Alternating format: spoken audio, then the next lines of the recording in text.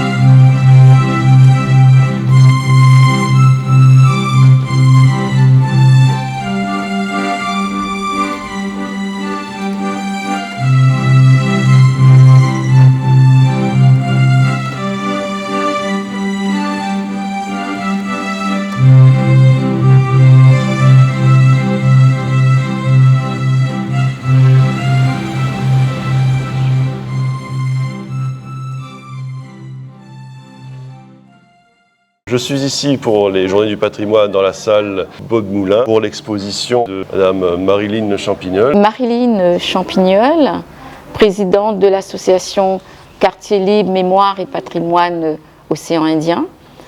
Et donc on est sur la sauvegarde et la préservation des patrimoines, mais notre action porte actuellement sur l'ancienne prison Juliette Dodu, qui est un témoignage de notre histoire. Et justement, c'est une exposition autour de la prison de Saint-Denis. Donc, la prison de Saint-Denis, alors elle a un avenir incertain et votre association essaye de la sauver parce que c'est un des derniers traces de l'histoire et aussi de l'esclavage. Donc, c'est un symbole puissant. Dont personne ne perçoit véritablement l'importance de sauvegarder ce patrimoine qui est unique. Et c'est le témoignage de notre histoire. Là, nous sommes devant l'exposition de votre association. Là, on a l'évolution de la parcelle de la prison Juliette Dodu. Là, il y a les bâtiments, c'est une cartographie. C'est, on va dire, la pièce maîtresse de votre exposition.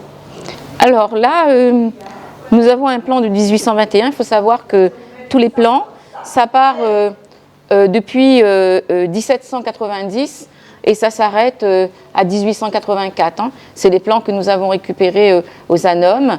D'autres ont été récupérés, ça provient de la mairie de Saint-Denis. Et donc... c'est quoi les ANOM en fait? Les ANOM sont les archives départementales d'Aix-en-Provence. D'accord. Hein. Donc, et là, nous avons le plan qui est assez... c'est un plan qui est fondamental dans la présentation de la structuration de la prison à l'époque. Et on voit bien, il est en trois parties, dont la première partie, c'est tout l'aspect prison, donc prison, infirmerie, etc. Et la partie centrale, là, nous avons le centre administratif. Alors, il est important de parler le centre administratif. C'est pourquoi nous, on a fait le lien avec toute l'affaire Kervegen. Donc, parce qu'en fait, le centre administratif, c'était le centre de l'ensemble de l'île. C'est là où il y avait le premier tribunal qui est apparu en 1842. Donc, le premier tribunal d'instance et d'appel. Il y a eu aussi sur ce centre administratif la poste, les impôts directs et indirects, le commissariat et le bureau du marronnage. Et ensuite, évidemment, il y a eu la première mairie et le bureau du gouverneur, il était à ce niveau-là. Hein. Ça, c'était le bureau du gouverneur. Et puis là, on arrive sur la troisième partie où c'était les habitations, enfin l'habitation du gouverneur de l'époque. Et c'est intéressant de voir toute l'évolution qu'il y a eu. Et en fait, ce qu'on peut dire, c'est que lorsqu'on parle, les gens vont dire oui, mais pourquoi la prison Juliette Dodu dans cette journée du patrimoine? Eh bien, la prison Juliette Dodu a été tout de même le témoin de l'histoire de la Réunion. Et c'est un témoignage fort, parce que Sudelfuma, qui travaillait pour en faire un musée de l'esclavage, malheureusement, il est parti, il est parti précipitamment. Et donc, nous, on a poursuivi son combat dans la sauvegarde du site. On aimerait que ça soit un mémorial, un lieu de mémoire, parce que c'est important de sauvegarder les mémoires. Lorsque on évoque le tourisme mémoriel, alors comment parler de tourisme mémoriel si on n'a pas toute la partie historique? Et comment parler des maîtres, des esclaves, des esclavisés, si on ne parle pas des lieux d'enfermement, de privation de liberté, parce que c'est vrai, sur ce centre administratif, il y avait quand même le bureau du marronnage, et le bureau du marronnage était géré ici, et même que les maîtres, hein, quand ils ne payaient pas leurs dettes, les échéanciers, ils étaient aussi incarcérés sur ce lieu. Mais évidemment, ils étaient plus ou moins privilégiés, vu qu'ils avaient le droit d'amener leurs meubles, leur environnement. Donc, ils avaient quand même tout ce privilège-là. Et le bureau du marronnage, donc, quand il y avait les esclavisés étaient effectivement en quête de liberté, et lorsqu'ils partaient, ils fuyaient, qu'on les rattrapait, eh bien, il fallait aussi que le maître vienne récupérer, comme il le disait à l'époque, son bien. Et pour récupérer son bien, il fallait qu'il paye toute la partie où ils sont allés récupérer la personne, ils l'ont nourrie, etc. Et donc, c'est à cet endroit-là où tout se passait. Il y a eu aussi la révolte, la révolte des Chinois sur l'exploitation de Kervegen. L'historienne Edith von Ingham en parle dans son livre Langagisme chinois. Et effectivement, les personnes, il y a eu la révolte et il y a eu l'affaire donc il y a eu une affaire qui a été jugée probablement dans ce centre administratif, et ils ont été emprisonnés. Bon, le commandeur, il y a eu la révolution, mais ils ne l'ont pas tué, quoi, voilà. Ce qui est important à travers cette exposition, à travers la présentation de la prison de Juliette Dodu, c'est de conserver la nécessité de conserver les traces de notre histoire et les traces de l'esclavage aussi. Voilà, il faut qu'on les garde pour les générations futures, pour qu'on n'oublie pas, pour qu'on puisse mieux comprendre cette époque. Et là, derrière nous, nous avons une carte de la rade de Saint-Pierre. Oui, donc nous sommes évidemment dans la transmission. Hein. Donc, comme vous venez de le dire si bien, la transmission ne demande pas à retirer des choses de l'histoire, demande à en rajouter. Donc, il en faut. Et je voulais quand même revenir sur toute cette partie-là.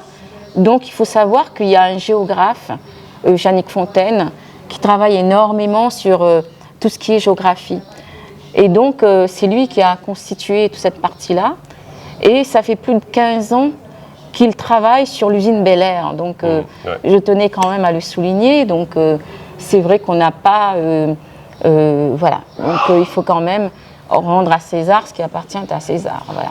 Sur cette partie-là, on voit la deuxième prison de l'île qui apparaît, il me semble, 2 ans après la construction de la prison Juliette Dodu. Donc, cette prison, 2 ans ou 3 ans, cette prison date les plans en tous les cas, datent de 1871.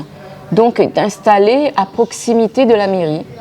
Donc, et il doit y avoir probablement encore enfin, si on fouille, on peut probablement retrouver les fondations, hein, j'imagine.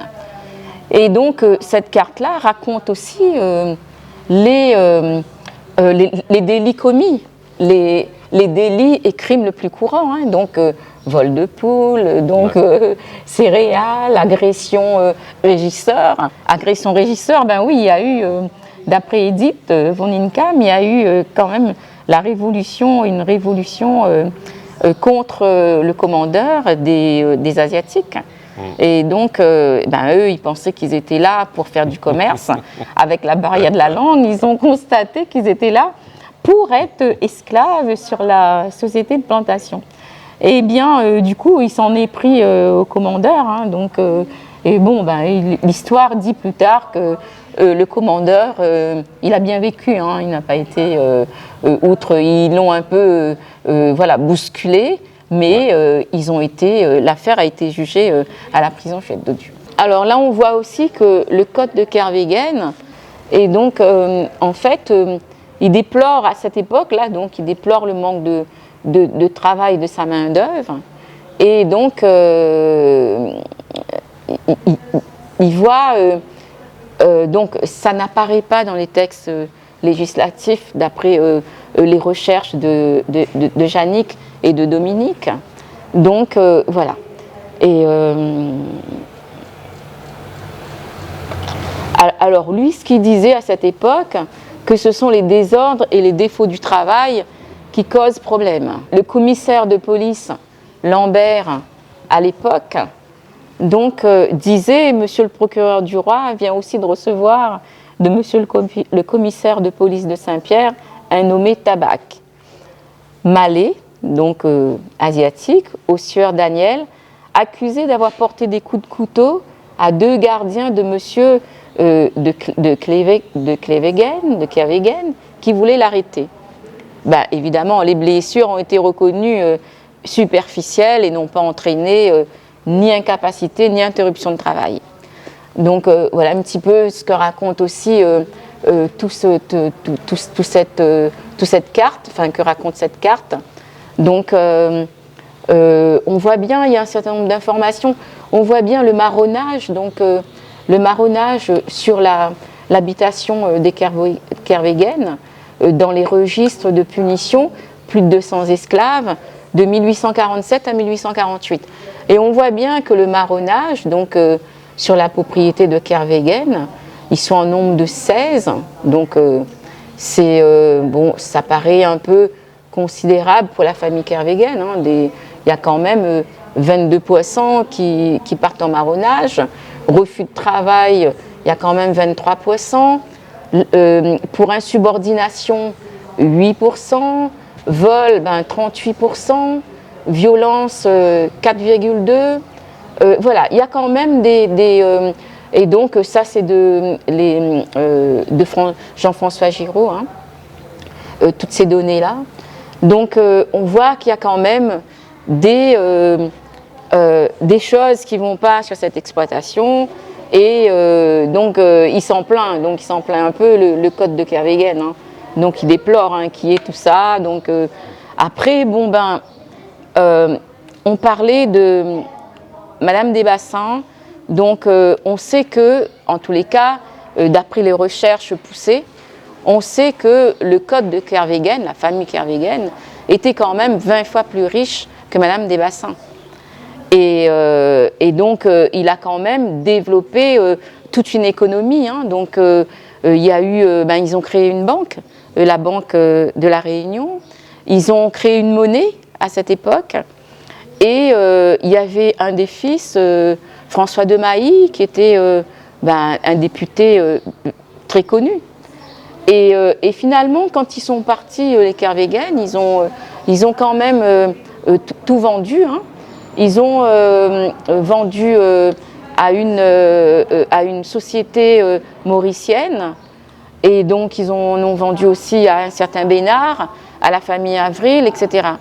Et on constate qu'il y a quand même toute une grande partie, vous avez déjà Bel Air, je ne sais pas si vous l'avez vu, Bel Air. Et donc là, on a mis l'association AFAC 974 a mis des panneaux indicatifs. Et avec un QR code où on peut télécharger aussi toute l'histoire c'est le parcours de santé de maintenant, mais à l'époque, c'était l'usine Bel Air qui était installée sur ce site. On a encore des vestiges, on a encore des parties de cheminée qu'on a vues là lors de l'expo, mais en même temps, on voit bien que tout est aussi en lien avec les privations, l'enfermement, les ferments, etc. Madame Champignol, je vous remercie. Eh bien, merci. Donc, j'espère que ce petit film fera réveiller les consciences, des consciences, notamment dans la sauvegarde de nos patrimoines, même si elle est peu glorieuse, pas très réjouissante, mais garder l'ensemble de nos patrimoines. Et je suis aussi secrétaire de la FAC, AFAC 974, qui a énormément travaillé. Ça fait déjà plus de 15 ans que Jannick Fontaine travaille sur l'usine Bel Air. Et Dominique Vendangean, qui est la présidente de AFAC 974, qui fait aussi des recherches aux archives départementales de La Réunion et qui a complété toute cette recherche toute la recherche de Jannick depuis une quinzaine d'années. Voilà. Je remercie chaleureusement Jean-Richard Lebon, élu à la culture de la mairie du Tampon, pour son invitation. Un grand merci aussi à Maréline Champignol pour m'avoir expliqué l'histoire de la prison de la rue Juliette Dodu à Sany. Et moi, je vous souhaite une bonne journée et je vous donne rendez-vous pour un prochain numéro de Sous la Varangue. À très bientôt.